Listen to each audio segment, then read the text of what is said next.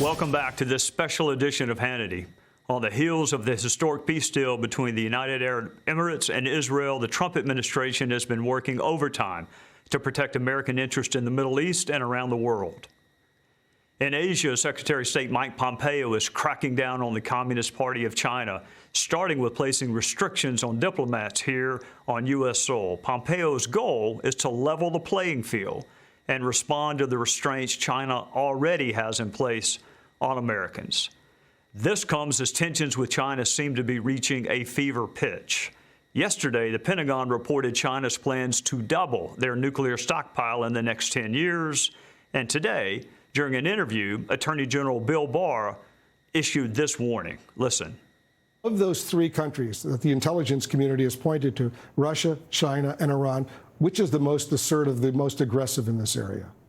I believe it's China. Which one? China. China more than Russia right now? Yes. Why do you say that?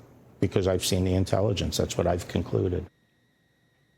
Joining us now with more is United States Secretary of State Mike Pompeo. Mr. Secretary, thank you for joining us. Congressman Gowdy, it's great to be with you. Likewise. Tell us about the actions you've taken against China with respect to their diplomats and why you took it. Well, Trey, today we took the simple action of telling Chinese diplomats working here in the United States the free ride is over. Their ability to conduct espionage here in the United States, that time has passed. And so we've put restrictions on them. They need to ask permission now to conduct meetings with local officials and to gather at certain levels. These are the kind of restrictions we've had on us, our diplomats in China, and now we've got a reciprocal arrangement. It's the same thing President Trump has done in every dimension for 40 years, Trey. The United States took a knee, it bent a knee to the Chinese Communist Party, and President Trump has said enough, whether it's on trade or on their stealing of intellectual property and trade secrets, destroying jobs here in the United States. We're simply not going to take it anymore. We're going to demand that the Chinese Communist Party, that authoritarian regime, not treat America in the way that it has for all these decades. Well, Mr. Secretary, before you were the Secretary of State, you were the head of the CIA, and you were also on the House Intelligence Committee when you served in the House. Do you view China as our country's greatest threat? Is it on par with Russia or ahead of Russia? Trey, the singular greatest threat to the United States of America from a foreign power emanates from the Chinese Communist Party. It's not, frankly, a close call. I heard the Attorney General's comments today about the particular threat related to elections, but broader and more deeply than that, the Chinese Communist Party is building out its military. It has infiltrated the United States in ways that Russia has not, and its economic might has been used through state-owned enterprises and subsidizing companies to destroy tens of thousands of jobs all across the heartland in America. It's unacceptable behavior, and President Trump's not going to permit it to continue. And then, of course, we're all suffering even today from the Wuhan virus. The Chinese Communist Party had a chance to slow it down, to stop it, to let the world know what was taking place. And instead of giving us full disclosure, they covered up. This is thousands of lives and billions of dollars in wealth destroyed in the United States and all across the world. This is what authoritarian regimes do. It's what President Trump is working to make sure they can never do again to America. Mr. Secretary, you mentioned China as a military threat. What are they doing to increase their military capacity, and what should Americans know about that and be concerned about? Well, they've increased their budget significantly.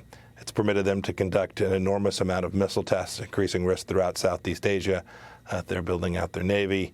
They're professionalizing their military, truly building up a capacity, not just to be effective in their coastal waters, but to create power that can reach all across the globe. And then they're co-opting other countries. They're using their military power, building bases around the world as well. This has been going on for far too long. We're going to turn the tide. The world has begun to see. This is, Trey, this is about the central ideas of freedom versus authoritarianism. America knows how to win these confrontations, and with President Trump's leadership, I'm very confident that we will. We spent more money on our military over the last 2 years than any year in the previous decade. You and I served in Congress together. We saw the struggle we had to do that. President Trump is led. He's going to build out our military. He's going to take care of our soldiers, our sailors, our airmen and Marines. We'll be ready. Mike, you recently took some action with respect to the ICC, the International Criminal Court. Why did you take that action, and why was that in America's best interest? You know, Trey, I think most Americans aren't familiar with the International Criminal Court. This is a group of political hacks in The Hague, a place that is threatening our kids who served in Afghanistan, our young men and women who served and fought there. This is a rogue court with lawyers that are frankly corrupt and political, and they are threatening to prosecute Americans who engaged in America's fight for freedom in Afghanistan. It's unacceptable. And so we have begun to put real pressure on the court to tell the court the United States didn't participate in the agreements that set up this court. We want nothing to do with it, and you're darn sure not going to prosecute Americans. So we today sanctioned a couple of the people who are at the center of the effort to prosecute Americans, and we won't rest until it's the case that we are confident that no mother, no father has to worry that their child traveling across the world might be hauled in by this court in The Hague. Mike, there was a historic agreement between the UAE and Israel. What should Americans know about that, and what's Iran been doing, since we have not heard as much about them as Russia and China lately? You know, Trey, it was truly historic to watch and, in fact, listen to the conversation between Prime Minister Netanyahu and the leader of the United Arab Emirates, Crown Prince Mohammed bin Zayed, and President Trump.